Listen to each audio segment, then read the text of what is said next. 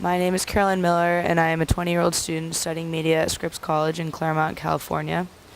In the summer of 2013, I traveled to South Africa to intern for a month with Africa Media and study wildlife film.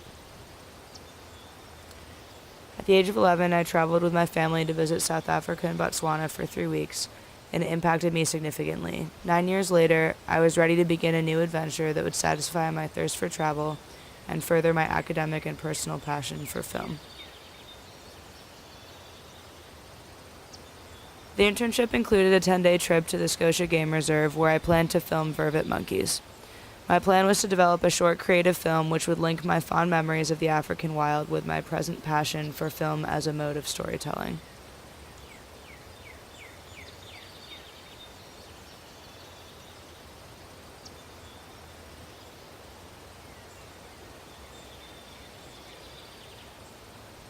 Things did not quite go as planned, and after 3 days with only one sighting of the monkeys, Ryan, the specialist I was working with, proposed a plan to get more footage.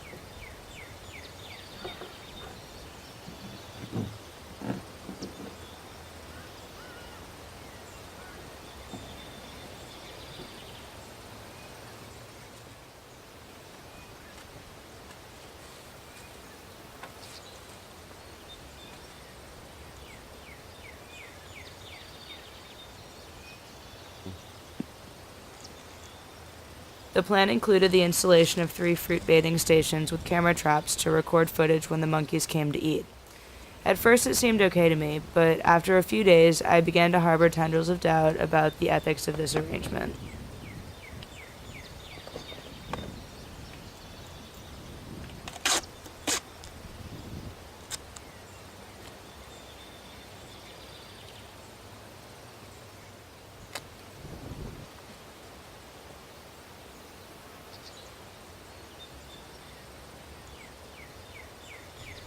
It was not what I had in mind when I came to South Africa to study film, but at the same time it wasn't as if I had any prior knowledge. And so for me, the line between ethical and unethical felt significantly blurred.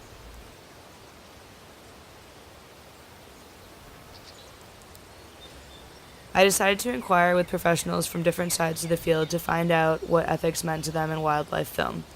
I wanted to know not just how they felt about the monkeys, but also their feelings about the larger spectrum of the field.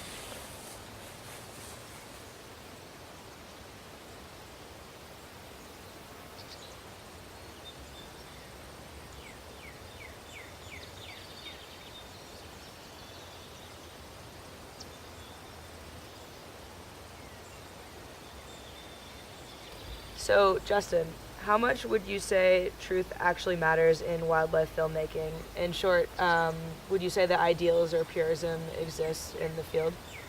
I haven't done much research about it, but just from what I know, I don't believe there is much. Very often they'll target one animal and give it a title or name, but they'll use about 5 different other individuals for the same name. To the average viewer, they don't pick it up, so it's all right, I guess. Where does conservation come into play in terms of wildlife filmmaking, and how significant of a role does it play? With wildlife filmmaking and filming, conservation will come in where the crew will come over and pay that establishment to film those animals wherever they might be in Africa or the world. And that money that they've used to pay to film will get put back into conservation, hopefully by that establishment. So yeah, it can be on the same level as people coming to do a game drive and people coming hunting. It can be that same level, yeah, absolutely. As interns coming to Scotia to film wildlife, why are we allowed to behave differently than the normal guests at the reserve? You're under our guidance all the time, and we just keeping an eye on things to make sure everything's still safe at the same time. So yeah, we're able to do that. If we did it with the normal guests, then every other guest would want to do it, and then there's just way too many people just wanting to do their own thing. So there's got to be lines drawn in that regard. Where do you draw the line in terms of what you believe to be ethical behavior in the quest to get the necessary footage? When it's possible that there's going to be irreversible damage, either physically or mentally, to the individual animal, then I don't believe it should be done. If you are going to bait, an animal should just stumble across it, and then if it's not there again, then he's not going to be bothered by it. He can go and forage for himself. Okay, thank you.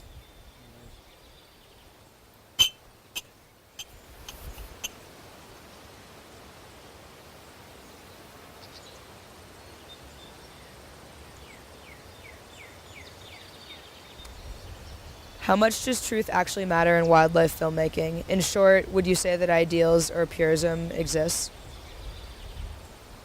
In terms of the truth, what's truthful for wildlife filmmaking, I believe, is telling a story that is a true story and a true representation of what we're trying to show in nature. You know, for instance, the story is genuine in that jackals hunt guinea fowls, but it might only happen, or you might only see it once every 6 months. So if it's a situation where I don't know if I want to say that on camera, but you want to put it in the jackal's advantage in the hunt to be able to get that type of footage and you're telling a genuine story, you should be allowed a little leeway with getting that kind of stuff.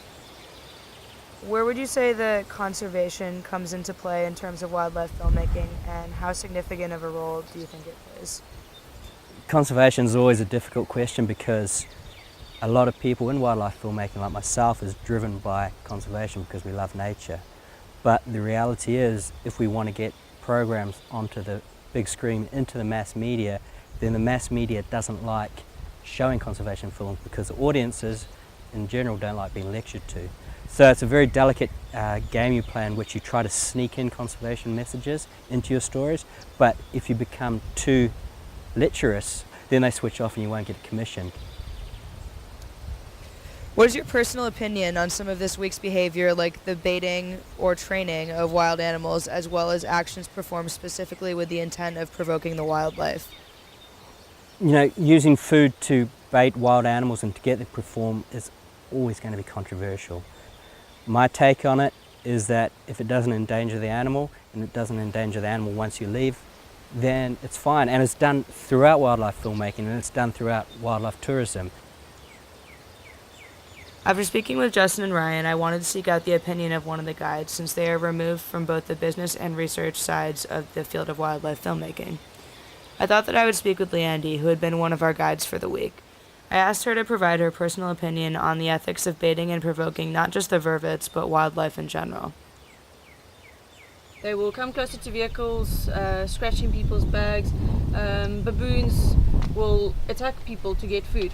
If you're looking at bigger animals like elephants, they do realize how big they are. So if they don't get food off a vehicle like they did the previous time, there's a possibility of them knocking over vehicles. So it does become dangerous and they can kill people. So to me, it's not worth a 5-minute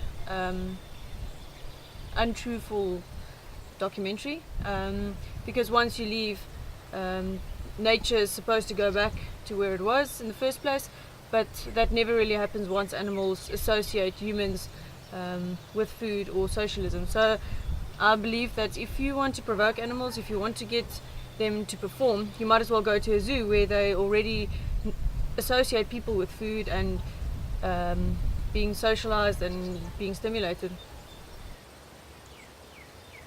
My time in Scotia surprised me as well as enriched me. I learned not just about the technical aspects of wildlife filmmaking, but about the broader implications of those films and what it takes to truly make one. I learned to cultivate and stick with my beliefs, but more importantly, to let them lead me to seek a greater understanding of a topic which I learned that I felt passionately about. To conclude, I've presented some of the limited footage I did get of the vervet monkeys.